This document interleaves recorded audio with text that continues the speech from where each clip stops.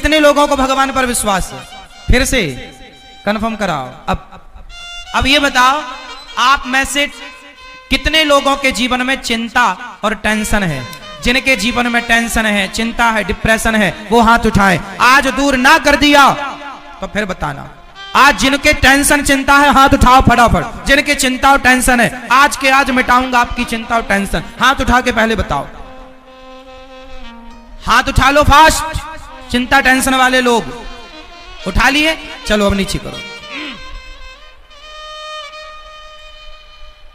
आज आपकी चिंता मिटा के रहूंगा, आज आपकी टेंशन मिटेगी। देखो, चिंता मिटने की बात कही, संतों का दर्शन हो गया। तो आज हम आप में से कितनों की चिंता दूर कर दें? कौन कौन चाहता है कि हम आपकी चिंता दूर कर दें? चलो कंफर्म, आज करके ही जाएंगे। अब एक काम करो, आप लोग अपना जरा ऐसे मुंह फुलाओ, ऐसे मुंह फुलाओ फास्ट। मैया फुलाओ मेरी मां। अब ठहाका लगाओ सब लोग लगाओ। अब ये बताओ कि क्या मुंह और ठहाका, मुंह फूलना और ठहाका लगना, क्या ये दोनों काम एक साथ हो सकते हैं? जोर से। क्या मुंह फूलना, ऐसे मुंह भी फूल जाए और ठहाका भी लग जाए, कि ये दोनों काम एक साथ हो सकते हैं? नहीं। तो फिर आपने अभी क्या बताया? हम भगवान पर विश्वास करते हैं, और फिर आपने कहा हमें चिंता है। अरे जिन्हें विश्वास है उन्हें चिंता किस बात की? और जिन्हें चिंता है तो विश्वास कैसा? आप गलत बोल रहे हैं।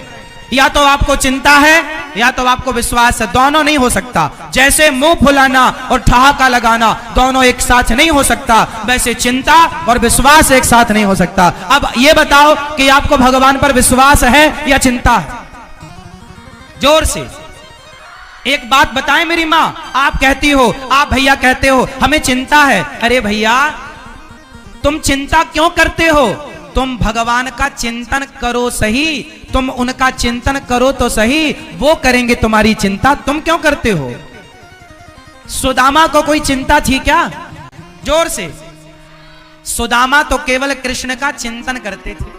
सुदामा तो केवल कृष्ण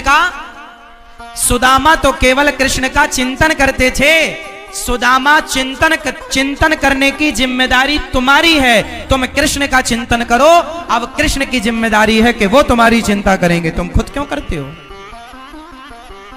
आप लोग उनका चिंतन करो, वो आपकी चिंता करेंगे। आप कहते हो भगवान पर विश्वास है, आप कहते हैं हमें भगवान पर विश्वास है, और कहते हो चिंता है। ना मेरी मां, जब विश्वास कर लिया तो मेरी बिगड़ी बनाना तेरा काम है, तेरी चौखट पे आना मेरा काम है, मेरी बिगड़ी बनाना तेरा काम है। प्रभु मैं तो आपका हो गया। जैसे छोटा सा बच्चा कोई चिंता नहीं करता, उसकी चिंता उसकी मां करती है, ऐसे भक्त बनकर शरण में चले जाओ भगवान की। भगवान चिंता करेंगे, आप निश्चिंत रहना। तो आज से चिंता नहीं करेंगे, क्या करेंगे? जोर से।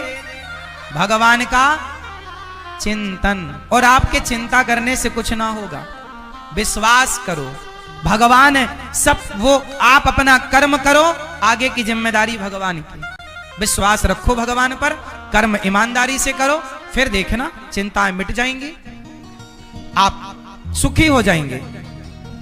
प्रहलाद जी ने कहा पांचवी भक्ति विश्वास। भगवान का नाम मंत्र जाप मम दृढ़ विश्वासा, पंचम भजन सुवेद प्रकाशा। भगवान का नाम किसके साथ जपना है? विश्वास के साथ। तो कितने लोग भगवान पर विश्वास करेंगे? और चिंता का त्याग कर दो। विश्वास है तो चिंता नहीं होनी चाहिए। आप लोग कहते हो ना विश्वास है, विश्वास नहीं है आपको तो केवल चिंता है। आप कहते हैं मेरी बेटी का ब्याह कब होगा महाराज, मेरा दुख दूर कब होगा महाराज, मेरा घर कब बनेगा महाराज, मेरा कर्जा कब दूर होगा महाराज, मेरे बेटे की नौकरी कब लगेगी महाराज, मेरे शरीर का दर्द कब ठीक होगा महाराज। मेरी माँ, ये जो तुम्हारे दुख हैं, ये तो तुम्हारे दुख तुम्हारे कर्मों से मिलने ही मिलने हैं। इन दुखों को कोई माई का लाल दूर नहीं कर सकता। यदि संसार में आपका दुख कोई दूर कर सकता तो अब तक कोई कर देता। यदि दुख दूर कोई कर सकता है तो केवल भगवान दुख दूर कर सकते हैं। इसलिए क्यों किसी को पुकारना, क्यों दर दर की ठोकर खाना, क्यों ना भगवान के भरोसे रहना। आपका दुख कोई दूर नहीं कर सकता। बताओ, भीष्म पितामह भक्त है ना, पर बाणों की सैया पर लेटना पड़ा कि नहीं? हाँ या ना? अर्जुन भक्त है या नहीं? जोर से हाँ या ना? अर्जुन भक्त हैं, लेकिन 12 साल वनवास जाना पड़ा। तुम कितने भी बड़े भक्त हो, सुदामा भक्त थे, पर भाग्य में गरीबी थी तो भोगना पड़ा। जो तुम्हारे हिस्से का दुख है, चाहे हंस के उठाओ चाहे रो के उठाओ, कहीं माथा पीटने से तुम्हारा दुख दूर होता तो आज तक सबका दुख दूर हो जाता। इसलिए पागलों की तरह यहां वहां माथा ना पीटो, केवल भगवान के चरणों में विश्वास रखो। माथा पटकना है तो भगवान के चरणों में, हे प्रभु मैं आपका हूं, मैं आपकी हूं। यदि कोई दुख दूर कर सकता तो द्रौपदी का कोई दुख दूर कर देता, पितामह का दुख दूर कर देता। हमारे हिस्से का दुख हमें भोगना पड़ेगा। जो हमने कर्म किए हैं अच्छे या बुरे, भोगना पड़ेगा। हंस के भोगे या, इसलिए भोगो। को न काहू को सुख दुख कर दाता, निज कृत कर्म भोग सब भ्राता। ये ईश्वर की कर्म विधान है। आप लोगों को लगता है कि बाबा जी महाराज जी मंत्र पढ़ दें हमारा दुख दूर हो जाए ना, ऐसा कोई मंत्र नहीं है जिसको पढ़ के आप अपना दुख दूर कर लो। एक ही मंत्र है, केवल कृष्ण नाम, एक राम नाम। राम की शरण में जाओ, भगवान को रोकर पुकारो, वो दुख दूर करेंगे तो दुख दूर होगा। इंसानों के बस की नहीं है। इसलिए भोगना सीखो। हमारे जो दुख हैं वो हमें भोगने हैं। बड़े बड़े संतों ने अपना कष्ट भोगा है, बड़े बड़े संतों ने अपना कर्मदंड भोगा है। भगवान राम को 12-14 साल का वनवास मिला, उनका ही अपना कर्मदंड था। माता सीता को वनवास मिला, जाना तो पड़ेगा ना साहब। फिर अच्छा ये बताओ, एक छोटा सा प्रश्न आपसे मैं पूछ लूं।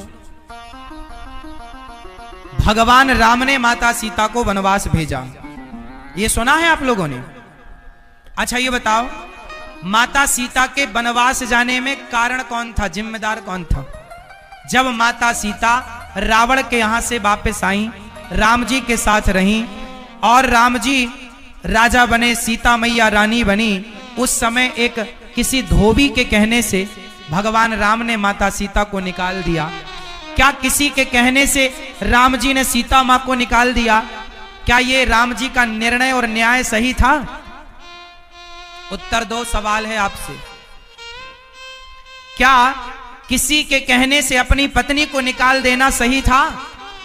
उत्तर हां या ना में।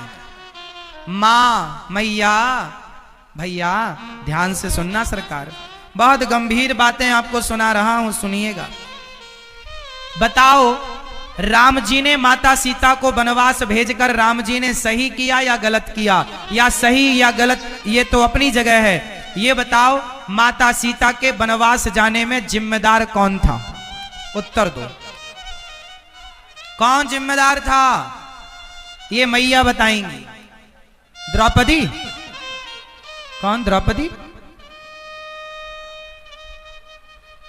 धोबी? बताओ, माता सीता के वनवास जाने में जिम्मेदार कौन था? ये मैया कह रही हैं वो धोबी जिम्मेदार था। आप बताइए, आप किसे जिम्मेदार मानेंगे? उत्तर दीजिए आप। माता सीता के वनवास जाने में जिम्मेदार कौन था? उस जिम्मेदार का नाम बताओ। आप बताओ। कोई नहीं? ऐसा कैसे हो सकता है कि कोई जिम्मेदार ना हो? धोबी? कौन? उर्मिला? आप बताओ, मैया आप बताओ। चलो भैया लोग बताएंगे। कौन? माता सीता? ये मैया बताएंगी। इस तरफ की मैया बताओ। मैया टाटा। बताओ मेरी माँ, कौन जिम्मेदार था? राम जी। इस तरफ एक भैया बोल रहे हैं राम जी। आज थोड़ा इस पर विचार कर लें। आज मैं जिम्मेदार को लाकर आपके सामने खड़ा कर दूं? कर दूं? सुनो फिर, मन लगाकर सुनना, एक भी शब्द ना गवाना, ध्यान से सुनना। आज मैं उस जिम्मेदार को पकड़ कर लाऊंगा जो माता सीता के वनवास का जिम्मेदार है। उस जिम्मेदार को आज हम आपके समक्ष पेश करेंगे। सुनो, कार्यवाही शुरू होती है अब। इसको समझने के लिए हमें अतीत में जाना पड़ेगा, पुराना समय याद करना पड़ेगा। चलो वाल्मीकि रामायण से शुरू करते हैं। जब माता सीता गर्भवती हुई, ध्यान से सुनना, एक एक अक्षर, एक एक शब्द। फिर मैं आखिरी में पूछूंगा कि जिम्मेदार कौन, आप लोग पकड़ के लाना उस जिम्मेदार को। हाँ, मैं बता दूंगा पूरी कहानी, लाना आपको है। सुनो, जब भगवान राम राजा थे, सिया जी रानी थी, जब माता गर्भवती हुई, ये उन दिनों की बात है जब माता सीता अयोध्या में राजमहलों में रहती हुई गर्भवती हो गई। तब भगवान राम को माता सीता ने कहा कि प्रभु आप पिता बनने वाले हैं, आपको मैं खुशखबरी देना चाहती हूँ। सीता मैया ने जब कहा कि राम आप पिता बनने वाले हैं, राम जी खुशी से नाचने लगे। आपने बहुत अच्छी सूचना दी। सीते बताओ मैं तुम्हें क्या दूं? रघुकुल रीति सदा चली आई, आज जो मांगोगी आज तुम्हारा राम तुम्हें देगा। माता सीता ने कहा राम यदि आप मुझे देना चाहते हैं, जब सीता माँ गर्भवती थी तो उन्होंने राम जी से मांगा। क्या मांगा? राम जी ने कहा कुछ मांग लो। सीता माँ ने मांगा कि जब आप देना ही चाहते हैं तो आप मुझे वनवास दे दीजिए। सीता मैया ने मांगा। क्यों? सीता मैया ने कहा कि मेरे जो बच्चे हैं यदि वो संतों की कुटिया में जन्म लेंगे तो संतों के संस्कार बच्चों पर आएंगे, इसलिए मैं संतों के आश्रमों में अपने बच्चे को जन्म देना चाहती हूं, ये राजमहलों में जन्म नहीं देना चाहती। ये बात किसने कही थी? माता सीता ने। कहां लिखी है ये बात? वाल्मीकि रामायण में ये बात लिखी है। माता सीता ने खुद कहा राम जी से कि मुझे संतों के आश्रमों में अपने पुत्र को जन्म देना, ताकि हमारे बच्चे के संस्कार कैसे हो? संतों जैसे। ये माता सीता ने। अब दूसरी बात पर आते हैं। जब राम जी ने माता सीता से सुना कि वनवास मांग रही है माता सीता, तो राम जी चुप कर गए, कुछ नहीं बोला। कुछ दिन बाद एक आवाज सुनाई पड़ी। एक धोबी की पत्नी अयोध्या में काम करने आती थी। रात्रि को वो एक केवट के यहां पर रात्रि को रुक गई, क्योंकि केवट नाव से पार नहीं लगा सकता था, पानी गिर रहा था। सवेरे जब धोबी की पत्नी गई तो धोबी भाई ने कहा कहां थी रात भर? बोली पानी गिरने लगा, नाव रात को चल नहीं सकती थी तो मैं कुटिया पर रुक गई, केवट भैया की कुटिया पर, उनकी पत्नी के संग में थी। धोबी बोला मैं कोई राम थोड़ी हूं जो पराये पुरुष के पास पत्नी रहे और उसे स्वीकार कर ले, मैं तुम्हें स्वीकार नहीं करूंगा। लो भैया, राम पर ये उंगली उठनी स्टार्ट हो गई। ये बात जब माता सीता और राम जी तक आई तो राम जी ने कुछ निर्णय लिया। सारी अयोध्या में एक आवाज थी कि सीता मैया रावण के पास रहकर आई हैं, ये अयोध्या की महारानी बनने के लायक नहीं है। लोगों ने कहा क्या इन्होंने परीक्षा दी, अग्नि परीक्षा दी? लोगों ने बताया कि लंका से आते समय दी थी। लोगों ने कहा हमने थोड़ी देखी थी। अब लो भैया, अब राम जी धर्म संकट में आ गए। राम जी केवल सीता मां के पति नहीं थे, राम जी अयोध्या के राजा थे। और आपसे एक सवाल पूछूंगा, राजा का धर्म क्या है? प्रजा की बात मानना या परिवार की बात मानना? जोर से। राजा का धर्म है प्रजा की बात मानना। तो राम जी ने प्रजा की बात मानी और सीता मां को कहा कि आपने तो बोला ही था कि मुझे वनवास जाना है, तो आपका भी काम हो जाएगा, आपका भी वचन पूरा हो जाएगा और प्रजा की भी संतुष्टि हो जाएगी। सीता वही करो जिससे प्रजा का हित हो। तब सीता मां ने स्वयं ने निर्णय लिया और राम जी ने कोई वनवास में छोड़ा नहीं था। प्रॉपरली लेकर लक्ष्मण जी गए और प्रॉपर श्री वाल्मीकि जी के आश्रम में छोड़कर आए। और ये वाल्मीकि जी के आश्रम में सीता मैया 14 वर्ष के वनवास के दौरान भी रह चुकी थी। वहां का अनुभव था माता सीता को। तो ये माता सीता का वनवास, इसमें राम जी क्या जिम्मेदार हैं? राम जी की प्रजा कह रही है, तो राजा का धर्म है प्रजा की बात सुनना, और राम जी ने वही किया। अब जो सबसे गहरा कारण है, ये कारण तो आप सब जानते ही थे जो मैंने बताए, आपसे ये कोई छिपा नहीं था, मैंने कोई नई बात नहीं बताई। अब मैं वो बताने जा रहा हूं जो शायद आप में से कुछ लोग ही जानते हैं। आज मैं चाहूंगा कि भिंड के सारे लोग वो बात जाने, वो रहस्य जाने जो रहस्य जानने योग्य है। अब वो रहस्य मैं आपको बता रहा हूं जो आपको जान लेना चाहिए। माता सीता के वनवास का जो सबसे ठोस कारण था, वो सबसे ठोस कारण मैं देने जा रहा हूं, ध्यान से सुनिएगा। आप सब जानते हैं कि जब रावण मरा, जब रावण मरा तो राम जी से मिलने लंका में दशरथ जी आए थे। ये बात कितने लोग जानते हैं? रामचरितमानस में ये बात लिखी है, स्पष्ट लिखी है कि जब रावण मरा तो अयोध्यापति श्री दशरथ जी स्वर्ग से राम जी से मिलने आए और राम जी से कहा, राम मैं तुम्हारी मर्यादा और तुम्हारे धर्म से प्रसन्न हुआ, कुछ मांग लो बेटा। राम जी ने कहा, मैं कुछ नहीं चाहता, पिताजी आप कहो तो मैं आपको जीवित कर सकता हूं। दशरथ जी बोले, मैं जीवन नहीं लेना चाहता बेटा, अब मैं तुझे राजा बनता हुआ देखना चाहता हूं, लेकिन एक छोटा सा मेरा काम कर देना मेरे राम। क्या काम पिताजी? दशरथ जी ने कहा, मेरी अभी 2000 साल उम्र बाकी है। दशरथ जी कोई अपनी मृत्यु से थोड़ी मरे थे, वो तो राम के वियोग में मरे थे। अभी दशरथ जी की उम्र कितनी बाकी थी? जोर से 2000 वर्ष। तो दशरथ जी ने राम जी से कहा, हे रघुनंदन मेरी 2000 साल उम्र तुम ले लो। और तब से कहावत चालू हो गई कि मेरी उम्र तुम्हें लग जाए। आप जिससे अत्यधिक प्रेम करते हो, आप उससे क्या कहते हो कि मेरी उम्र तुम्हें लग जाए। सबसे पहले किसने किसको अपनी उम्र दी? तो दशरथ जी ने अपनी 2000 साल की उम्र राम जी को दी। सबसे पहले दशरथ जी ने उम्र दी। अब दशरथ जी चले गए। चलो बताओ, राम जी इस धरती पर कितने साल उन्होंने राज्य किया? राम जी का शासन काल, कार्यकाल कितने वर्षों का था? जोर से, नहीं जानते हो इतनी सी बात? भगवान राम ने इस धरती पर 11,000 वर्षों तक राज्य किया। एक प्रमाण यह है, और दूसरा प्रमाण भागवत जी में लिखा है, राम जी ने 13,000 वर्षों तक राज्य किया। अब आप कंफ्यूज हो जाएंगे अभी कि 11 सही है कि 13, दोनों सही। मैं दोनों को सिद्ध करके बताता हूं, यही तो आपको समझाना था। सुनो, राम जी का कार्यकाल तो था 11,000 साल का, लेकिन पिता ने उम्र दे दी कितने साल?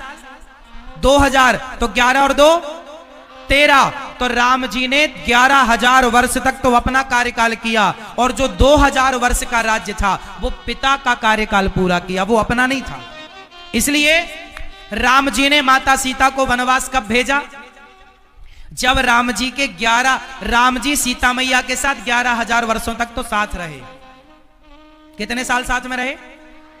11,000 वर्षों तक। जब 11,000 वर्ष पूरे हो गए, तब राम जी को लगा अब तो पिता की आयु स्टार्ट हो गई, और पिता की आयु यदि चालू हो गई, पिता की उम्र चालू हो गई, पिता की सत्ता चालू हो गई, तो पिता की उम्र से राम जी अपनी पत्नी का स्पर्श करते तो मर्यादा बिगड़ जाती।